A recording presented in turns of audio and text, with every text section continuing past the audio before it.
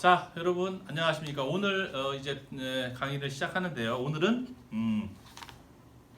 글로벌화와 국제화의 개념, 그 다음에 글로벌화를 촉진시키는 요인을 가지고서 이번 시간은 강의를 진행하도록 하겠습니다. 이게 전체적인 그죠? 경영 환경을 이해하는 것이 중요하겠죠. 최근에 많이 쓰고 있는 말이 여러분 글로벌화라는 말을 많이 듣고 계실 거예요. 뭐 글로벌 시대에 글로벌 기업, 그죠? 글로벌 인재, 그죠? 어, 기업뿐만 아니라 사회 각 처에서 각 뭐 기관이 됐든 조직, 개인에게 이르기까지 글로벌화라는 말이 너무도 많이 쓰이고 있는데 이 글로벌화의 뜻이 뭔지 한번 우리가 알아볼 필요가 있겠습니다. 글로벌라이제이션 이거는 결국은 가만히 생각해 보면은 특정 조직이나 인원들 거기에 속한 조직원들이 구성원들이 자기가 활동하는 반경을 넓혀가는 과정으로 이해할 수가 있는데 활동하는 반경을 넓혀간다는 것은 자기가 영향력을 행사할 수 있는 바운더리를 더 넓혀가는 거죠. 그렇죠? 근데 이런 글로벌화의 현상은 지금 뭐 현대에 있어서 갑자기 나타난 그런 용어와 현상은 아니에요. 그러니까 인류가 태동해서 지금까지 쭉 있어왔던 현상이에요. 바운더리를 넓혀가고자 했던 그런 현상들은. 근데 그 당시에는 글로벌화라는 말이 없었던 것뿐이죠. 그렇죠?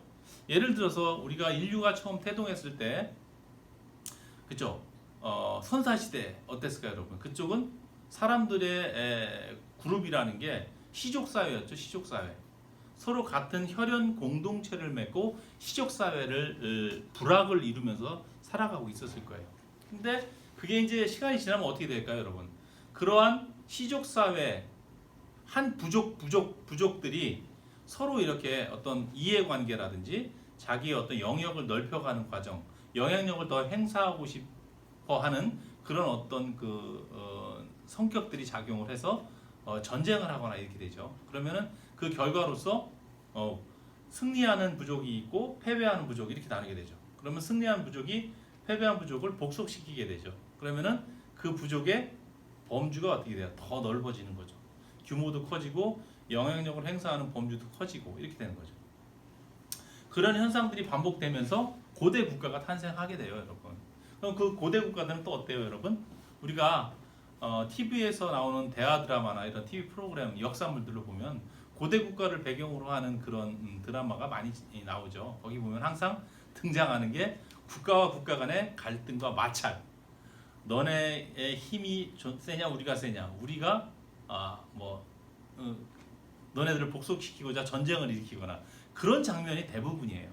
그러니까 고대 국가들도 국가를 형성하고 나서도 좀 더 자기의 영토를 확장하고 영향력을 미치는 범주를 확대하려고 노력을 해왔다는 것을 알 수가 있습니다. 그런 것들이 현대에 지금 존재하고 있는 글로벌화의 개념과 일맥상통한다는 거예요. 그러니까 글로벌화의 현상은 지금 갑자기 나타난 현상, 현대의 현상이 아니라 인류가 태동해서 현재 이르기까지 지속적으로 반복되어 왔던 현상이다라고 볼 수 있는 것이죠. 그러면 그러한 글로벌화의 현상, 글로벌화가 가능했던 영역의 확장이 가능했던 그 이면에는 어떤 것들이 요인으로 작동했을까를 살펴보면 대부분이 여러분 기술 혁신의 근거예요. 기술 혁신. 테크니컬 이노베이션. 그죠? 현재 어때요, 여러분? 기술 기반으로 기업이 좋은 제품을 만들면 그걸 바탕으로 경쟁력을 갖고 해외 시장으로 진출하기도 하고 또는 기술이 많이 집약되어진 제품을 만들게 되면 어떻게 돼요, 여러분? 필연적으로 전 세계 시장으로 확대할 수밖에 없죠. 왜냐하면 그 기술을 개발하기 위해서 천문학적인 비용이 투자가 되었고 그 기술에 기반한 원천 기술을 삼아서 시제품을 만들고 상용화된 제품을 만들고 이렇게 했기 때문에 작은 자국의 시장을 전제로 해서 경영 활동을 해서는 수지타산이 맞지가 않는 거죠. 그러니까 전 세계 시장을 우리 기업의 제품과 우리 기업의 수요와 시장, 고객으로 보고 경영 활동을 할 수밖에 없는 그런 글로벌 시대를 맞이할 수밖에 없게 되는 거예요. 그럼 과거에는 어땠을까? 과거에도 비슷한 거예요, 사실은 여러분. 아까 선사 시대부터 해서 그렇죠? 석기 시대, 청동기 시대, 철기 시대 이렇게 거쳐왔겠죠. 그 과정에서 뭐 부족 국가도 형성되고 고대 국가도 형성되고 했는데 그 과정에서 한 부족이 한 부족을 복속시키거나 또 다른 고대 국가가 또 다른 고대 국가와 전쟁을 해서 그 국가를 복속시키거나 이랬을 때의 원인은 뭐가 작용했을까요? 과거에는 누가 더 좋은 무기를 갖고 있느냐가 중요했겠죠. 그렇죠? 석기 시대에는 당연히 돌로 된 창이나 돌, 칼 이런 거로 싸웠을 것이고 청동기 시대에는 청동으로 만들었겠죠. 그러니까 당연히 석기 시대에서 청동으로 넘어갈 때 청동기 제조 기술을 갖고 있던 그 부족 국가가 석기를 다루고 있던 국가를 복속시키고 전쟁에서 이길 수가 있었겠죠.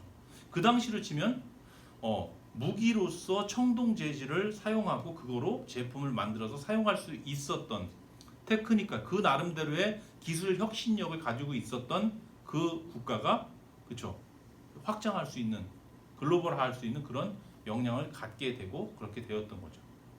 그 다음에 또 어떻게 됐을까요, 여러분? 이번에는 청동 기술보다는 청동 기술을 압도할 수 있는 더 강한 철을 이용해서 뭐 강철검을 만든다든지 철을 이용해서 무기를 만들 수 있는 그 당시로 치면 또 역시 기술 혁신할 수 있는 능력을 갖고 있는 그런 나라에서 청동기 국가를 복속시켰겠죠. 그리고 자기의 활동 반경을 넓히고 영향력의 범주를 넓혔던 거죠. 그것도 현대적인 의미에서 일맥상통하는 거예요. 그 당시로 치면 기술 혁신인 것이죠. 그렇죠? 뭐 18세기도 마찬가지예요, 여러분. 18세기에 증기기관이 발명되죠. 그렇죠? 제임스 와트가. 그 증기기관이 발명되니까 어떻게 해요? 그것도 기술 혁신이죠, 하나의. 근데 제임스 와트의 증기기관은 그냥 단순한 기술 혁신이 아니라 그 기술의 혁신으로 인해서 발명으로 인해서 그때 당시에 전체 산업에 영향을 다 미쳤다는 거예요. 그래서 그 증기기관의 발명 탄생을 시점으로 전후가 산업의 패러다임이 완전히 바뀌었기 때문에 산업혁명이라고 하는 것이죠. 우리는 지금 4차 산업혁명을 바라보고 있는 것이죠. 3차 산업혁명은 뭐였어요? 인터넷의 발견이었죠. 인터넷의 출현. 그렇죠? 그래서 어쨌든 그렇게 되니까 어떻게 돼요, 여러분? 기계화에 의해서 생산이 대량 생산 체제로 전환이 되고 그러다 보니까는 기업들이 어떻게 해요? 높아진 생산성을 해소해야 되니까 작은 영국 시장에 머물러 있지 않고 그죠? 바다를 건너서 프랑스나 독일 이렇게 서유럽 쪽으로 이제 진출을 하려는 의지를 갖고 진출하게 되죠. 이게 글로벌화예요. 그렇죠? 기업이 글로벌화하는 거예요. 더 어떻게 해요? 거기서 유럽에 머물지 않고 상선을 타고 아시아 쪽으로도 이동해서 문호를 개방하라 이렇게 요구도 하고 그렇게 된 것이죠. 그렇죠? 그게 글로벌화라고 볼 수 있죠. 바운더리를 넓힌 거예요. 그렇죠? 그게 글로벌화의 개념이고 그리고 현대에 와서 여러분 선진국형 경제로 갈수록 어떨까요, 여러분? 우리가 산업을 크게 두 가지로 구분하면은 우리가 제품 생산에 필요한 생산 요소는 뭐가 있을까요, 여러분? 생산 요소로서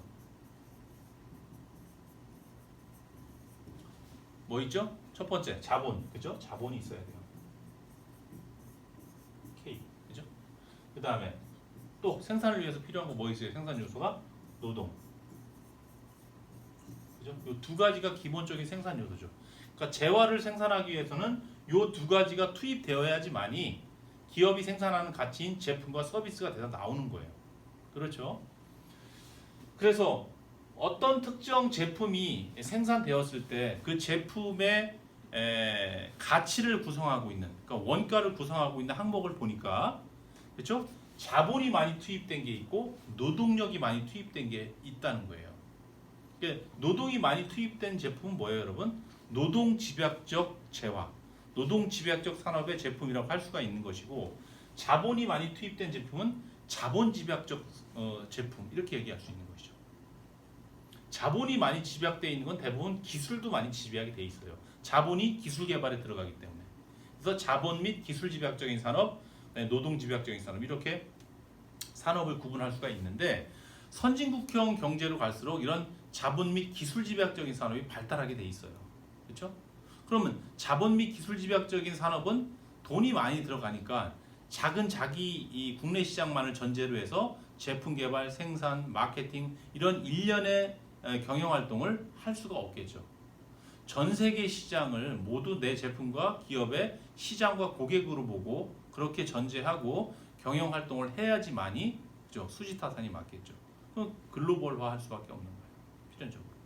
그런데 우리나라의 근대화 과정을 보면 어떨까요, 여러분? 1960년대에 경제개발계획을 정부에서 주도하여 수립해서 추진하게 시작했죠. 그리고 70년대, 80년대, 90년대를 거쳐서 현재에 이르고 있는데 과거 60년대, 70년대, 80년대, 90년대 초까지 어땠을까요, 여러분? 처음에는 우리가 한국 전쟁이 끝난 다음에 그쵸 산업의 볼모지와 같은 그런 환경에서 경제를 개발하려고 하니까 어떻겠어요? 굉장히 난감했겠죠.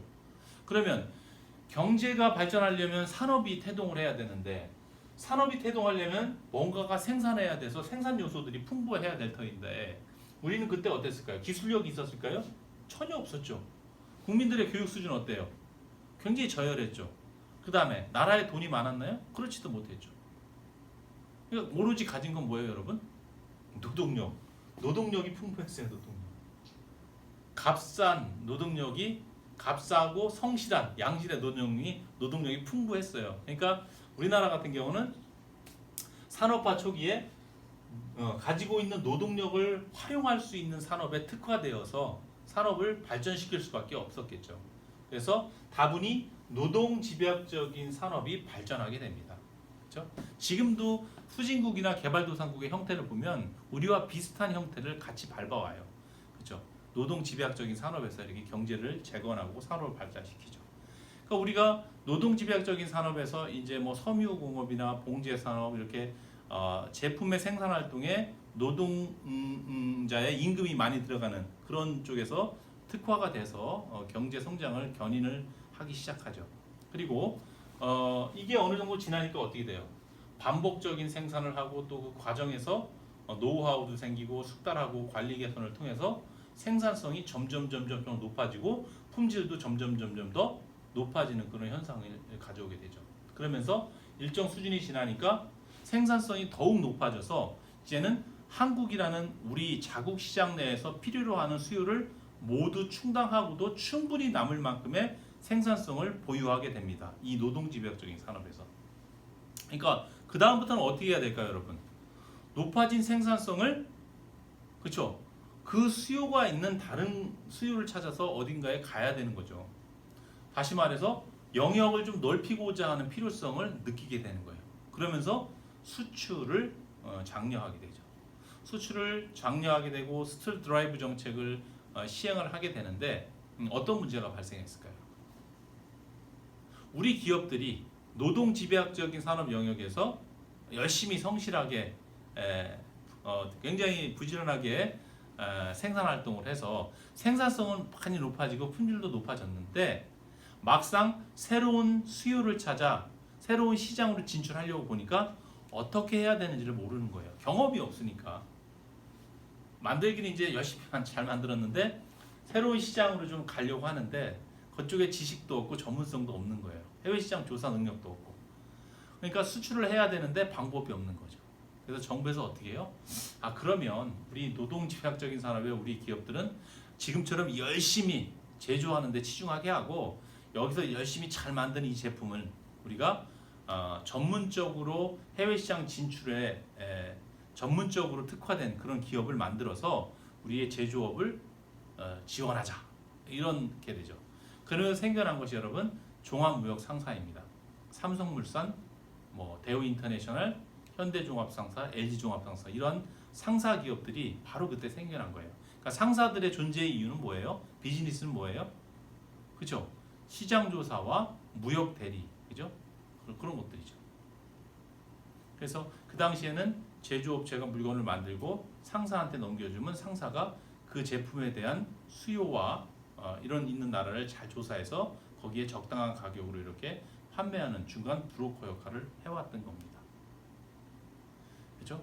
그래서 지금 그 얘기를 했는데 일단은 그러한 관점에서 이렇게 영역을 넓히게 되면 여러분 지금 우리가 얘기하고 있는 글로벌화라는 그런 현상과는 좀 다른 차원의 얘기이기 때문에 그래요. 그러니까 아까 같은 경우는 뭐예요? 처음부터 전 세계 시장과 거기에 고객들을 우리 기업과 제품의 시장과 고객으로 전제하고 기업 경영 활동, 즉 제품 개발, 생산, 마케팅 이런 걸 하는 것을 글로벌화라고 했잖아요. 근데 지금처럼 국내 시장에서 기업이 태동해서 국내 시장에서 우선 창립을 해서 운영되고 생산성이 높아지고 그 높아진 생산성을 좀 더 다른 시장 수요, 다른 시장과 수요를 찾아서 떠나려고 하는 개념. 국내 시장에서 먼저 성장하고 시간적으로 순차적으로 타 외국 시장으로 가려고 하는 그런 순차적인 개념의 영역 확장은 여러분 글로벌화라는 표현이 아니라 국제화라고 합니다. 국제화. 그런 의미에서 차이가 있다라는 거예요. 그리고 그런 지금 빚어지고 있는 그런 글로벌화 현상을 촉진시키는 이유들이 존재하는데 그 이유들이 크게 여러 가지가 있겠죠. 글로벌화 현상이 왜 최근에 이제까지 인류가 태동해서 지금까지 계속돼 왔는데 최근에는 더 글로벌화 현상이 가속화되고 있어요. 그 이유가 뭐냐면 여러 가지 이유가 있는데 보통 크게 네 가지를 꼽습니다. 하나는 기술의 발달, 기술의 변화. 기술도 발달했고 기술의 변화 속도도 굉장히 빠르다는 거죠. 그러니까 기술 개발 자체에 천문학적인 비용이 들어가기 때문에 처음부터 글로벌화 하지 않으면 안 되는 거예요. 그리고 그 기술이 사장 속도도 빠르죠. 다른 기술을 빨리 대체가 되기 때문에 가급적이면 하나의 기술, 원천 기술이 개발되었을 때 빨리 제품화하고 상용화해서 전 세계 시장에 빨리 런칭하고 그죠? 걷어들여야 되는 거죠. 그래서 글로벌화가 빨리 진행될 수밖에 없다. 또 그러한 글로벌 기업들끼리 경쟁이 더 치열하게 가속화되고 있기 때문에. 두 번째는 뭘까요, 여러분? 전 세계적으로 수요가 동질화되고 있어요. 수요가. 예전에는 지역별로 니즈가 달랐던 거예요. 특정한 산업 분야에서 생산 제품도 아시아, 미주, 유럽 여기에 따라서 요구하는 그 타겟 고객층이 요구하는 스타일이 달랐어요. 품질도 달랐고 색상도 달랐고. 그러니까 그쪽 시장 현지화에 맞는 전략이 필요했는데 지금은 수요가 비슷해요. 예를 들어서 한국에서 젊은 20, 30대 여성들이 좋아하는 패션 의류라면 미국이나 유럽, 남미, 동남아시아 여성들 똑같이 좋아해요. 그 연령층에 있는 고객들은. 수요가 동질화됐어요. 수요가. 그러니까 예전처럼 우리의 남미 시장, 동남아 시장, 미국 시장 이렇게 해서 제품을 개발하고 경영 활동을 하지 않고 그냥 전 세계 시장에 20, 30대 여성이면 여성 이렇게 타겟 고객층이 선정되면 전 세계 시장을 하나의 우리 시장으로 보고 글로벌화해도 되는 글로벌 스탠다드한 제품을 만들어서 전 세계 시장에 진출해도 되는 그런 글로벌 전략을 해도 되는 시대가 열렸다는 거죠. 세 번째는 지금 얘기한 수요의 동질화와 이렇게 연계선상에 있는 내용인데 통신 기술하고 여러분 교통 기술의 발달이에요. 통신은 인터넷, 교통은 항공기. 그죠? 어때요? 공간적 시공간을 초월할 수 있는 거잖아요. 기존의 시공간의 개념을 단축시킬 수 있는 기술들이에요. 인터넷 어때요? 실시간대로 지구 반대편에 있는 사람과 소통할 수 있어요. 그다음에 플랫폼을 이용하거나 SNS 서비스를 이용하면은 실시간대로 소통도 가능하죠. 항공기 어때요? 항공기라는 교통수단을 이용하면 지구 반대편도 논스톱으로 14시간이면 다 도달을 할 수가 있어요. 그렇기 때문에 그렇죠. 옛날에 공간적인 지리적인 위치, 물리적인 공간에 의해서 이질성이 발생했던 것들이 나타나지 않는 거예요. 그러니까 두 번째 얘기한 수요의 동질화와도 관련이 깊은 것이죠. 그러다 보니까 글로벌화 할 수밖에 없는 거예요. 지역색이 나타나지 않아요. 예전에는 어땠어요? 작은 우리 한국 국토 내에서도 지역색이 있었죠. 이 지역 틀리고 저 지역 틀리고 니즈가 틀리고 사회 문화적 배경이 틀리고 지금 그걸 반증하는 게 뭐예요, 여러분? 아직도 사투리가 남아 있다는 거죠. 경상도, 전라도, 강원도, 충청도. 그리고 충청도 사람이 이래, 전라도 사람이 이래, 경상도 사람이 이래. 그런 것들은 뭐냐면 작은 국토인 우리나라에도 물리적 공간상으로 그렇게 지역색이 나타났다는 거예요. 그렇죠? 근데 지금은 전 세계, 훨씬 큰 전 세계도 그런 게 없어져 가고 있어요. 교통기술하고 통신기술이 발달해서. 그렇죠? 수요가 동질화되고 있는 것이죠. 그러니까 당연히 글로벌화할 수 있는, 글로벌화를 요구하는 그런 환경이라는 거죠. 마지막은 뭐예요, 여러분? 무역 장벽이 지속적으로 낮아졌어요. 무역 장벽은 뭘까요? 관세. 그렇죠? 대표적인 게 관세. 다른 나라의 제품이 들어갈 때 베리어가 생기는 거죠. 장벽이. 그게 대표적인 게 관세고 관세 이외의 장벽을 비관세 장벽이라고 해요. 그 관세가 2차 세계대전 이후부터 지금까지 지속적으로 낮아져 왔어요. FTA 뭐예요? 프리 트레이드 어그리먼트. 자유무역을 지향하는 거죠. 그게 모두 관세를 더 낮추고자 하는 그런 현상들이에요. 그래서 이런 것들이 이제 주요 이유가 돼서 글로벌화가 촉진되고 있다 이렇게 보면 되고, 다음 시간에는 이 촉진 이유를 다시 한번 리뷰하면서 마지막 무역 장벽의 축소, 이게 이제 우리가 경영학적으로 좀 우리가 짚어볼 필요가 있는 내용이기 때문에 이거에 대해서 좀 더 자세히 알아볼 수 있는 시간으로 갖도록 하겠습니다. 그래, 오늘 수고 많았습니다. 여기까지 하겠습니다.